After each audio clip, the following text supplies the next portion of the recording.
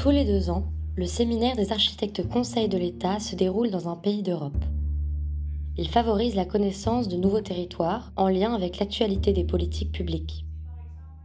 En 2024, sous la présidence d'Aline Anouz, le bureau des ACE a organisé le séminaire Eaux-Fortes.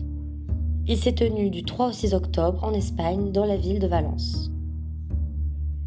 Accompagnés de nos ministères de tutelle et à travers conférences, tables rondes et ateliers, nous avons posé collectivement des questions de gouvernance, de planification architecturale et urbaine ou encore de formes d'habitat autour de la présence de l'eau. Eau littorale, eau fluviale, eau agricole. Elles sont le fil conducteur du système urbain valencien.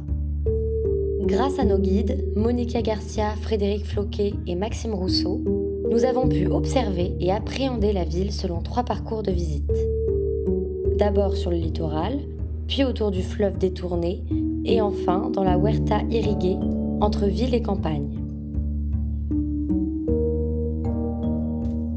Ils ont enrichi nos échanges et notre compréhension de la ville.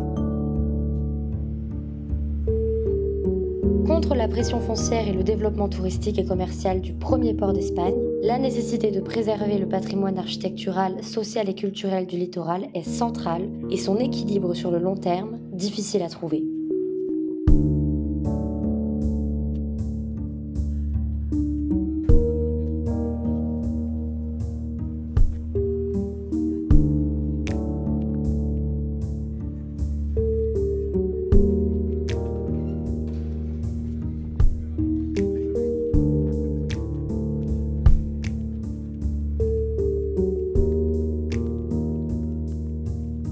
Suite au débordement du fleuve Touria en 1957, son lit fut détourné dans les années 60 et canalisé au sud de la ville pour la protéger des inondations.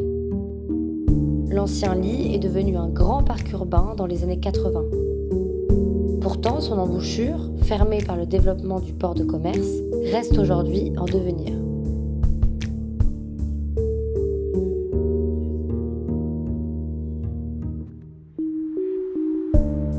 L'imbrication entre ville et plaine agricole est un trait marquant de la ville de Valence.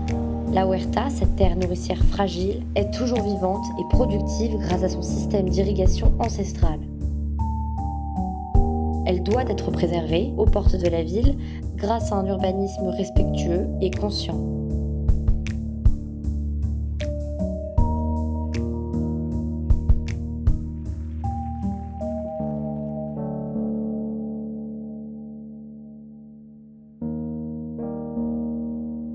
Le séminaire de Valence fut une formidable rencontre humaine. Il nous a permis, grâce à nos échanges franco-espagnols, de questionner la gouvernance à différentes échelles et la capacité de l'architecture à répondre aux défis en cours et à venir dans les villes d'Europe.